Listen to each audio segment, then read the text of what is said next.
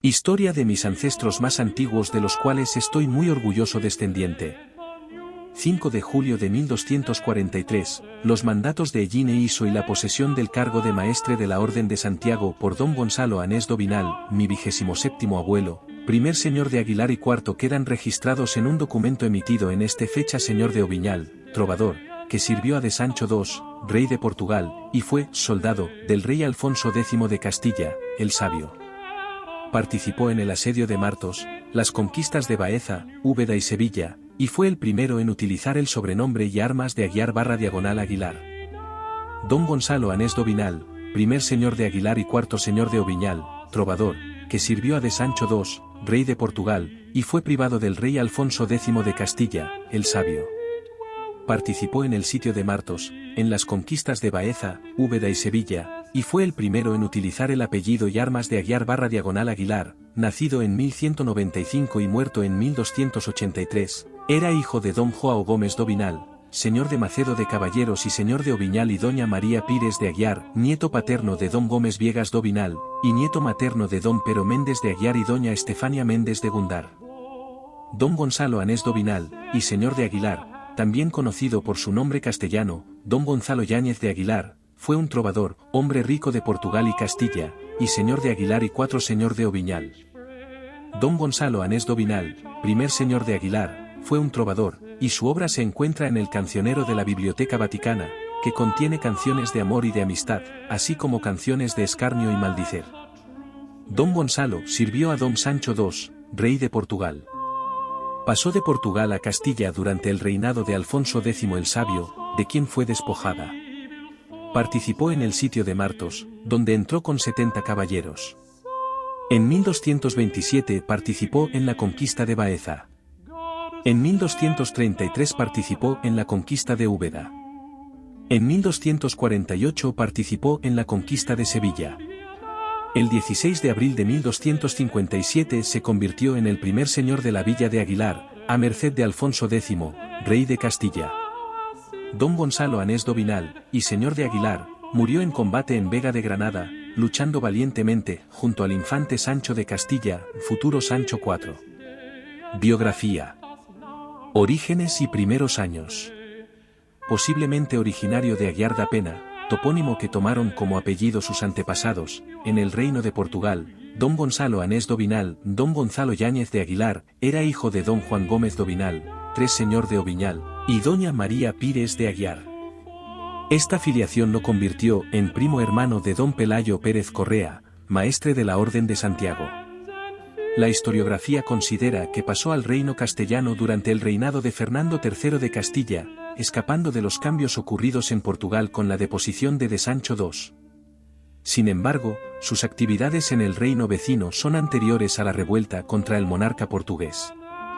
Años más tarde, don Gonzalo acompañó al infante Alfonso, futuro rey de Castilla, cuando éste debía tomar posesión de Murcia en nombre de su padre.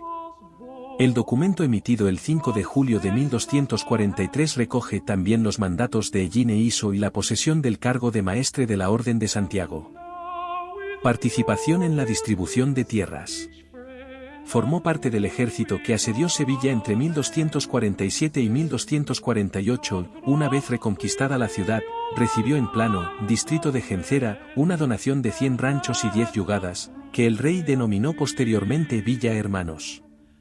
Aparece, junto a su primo de Pelayo Pérez Correa en la referencia posterior a las diversidades de la Jaucena, donde obtiene 100 aranzadas y 10 yugadas, en Almanzona, que el 1 de octubre de 1270 dona al monasterio de Valbuena, y en una lista de ouns ricos, que recibieron una herencia de 10 yugadas en el municipio de Aznalcázar. Respecto a su participación en el reparto de Córdoba, un documento fechado el 28 de septiembre de 1265 explica que el archidiácono de Belmez, Ibáñez, donó al rector y cabildo de esa ciudad unas casas con sus depósitos que tenía en Santa y todas las propiedades que contenían. Las casas de un tal Goncalvo Ibáñez de Aguilar. Según Fernández González y H. David, la biografía fue realizada con estas referencias, en 1265, aunque no hay constancia de que así sea. También menciona que, en mayo de 1253, el caballero Gonzalo Yáñez de Aguilar participó en el reparto de Sevilla como conquistador y vecino de Córdoba. Lo cierto es que, a la luz de los documentos, las genealogías no mencionan su intervención en la reconquista de Córdoba ni se conservaron las divisiones urbanas de esa ciudad para dar una respuesta satisfactoria a la pregunta. Solo 2 de sus nietos aparecen mencionados en el Libro de Diezmos de Donaciones de la Catedral de Córdoba, que enumera las donaciones rurales concedidas en su momento. Igualmente incierta es su participación en la partición de Baena, ciudad que, tras la rebelión musulmana de 1264, comenzó a ser repoblada con cristianos en 1266. Según un documento fechado el 26 de marzo de ese año, el rey Alfonso X hizo una donación a Gonzalo Ibáñez de unas casas de la Colación de San Salvador, 6 viñedos en Villanueva, 60 pies de olivar, 6 yuches de herencia y aranzada y media de huerta, con la obligación de residir en Baena a caballo y fusil y no eliminarlo antes de que finalicen 2 años. Sin embargo, al no existir el apellido del beneficiario y mayor documentación sobre la zona, no se puede confirmar su identificación con el señor Gonzalo Yáñez de Aguilar. Otras menciones aparecen en diferentes distribuciones realizadas en Andalucía. En el término de Jerez de la Frontera, 1264, un tal Gonzalo Yáñez y su mujer, doña Illana, su primera esposa, recibieron casas del cotejo de San Mateo, aunque por razones cronológicas es imposible que sean las Trovador y tu consorte. Concesión del solar de Aguilar con la mitra cordobesa. El 16 de abril de 1257, por los numerosos servicios que le había prestado Gonzalo Yáñez, Alfonso X decidió concederle la villa de Aguilar, en el corazón de Córdoba, con su castillo, bienes y derechos territoriales, que habitualmente pertenecían a el monarca. Don Gonzalo recibió este subsidio mediante juramento de herencia y sin limitación alguna en cuanto a la posibilidad de venderlo o disponer de él, excepto a una orden religiosa o a extranjeros. Sin embargo, el documento dejaba claro que la donación era, al mismo tiempo, un intercambio en el que Alfonso X recibió el castillo de Puentes y Negara y toda la herencia y el derecho de cuanto señorío a tenerte a ti y a tu esposa doña Joana en deuda. A la herencia en el infantazgo de la región de León y la renuncia, por parte del beneficiario, a 2.000 maravedíes anuales de renta que el propio monarca, todo ello vino a compensar, pero también a incrementar el patrimonio de don Gonzalo Yáñez, ya que el documento aclara que la ciudad vale más que todos los demás bienes mencionados. El 28 de abril de 1260 la mitra de Córdoba modificó el acuerdo y entregó, en calidad de préstamo y por solo 2 generaciones, todos los derechos que tenían el obispo y el concilio en el caso concreto de las ofrendas a los pies del altar. Las morgues, las confesiones y los anales que revelan a los muertos.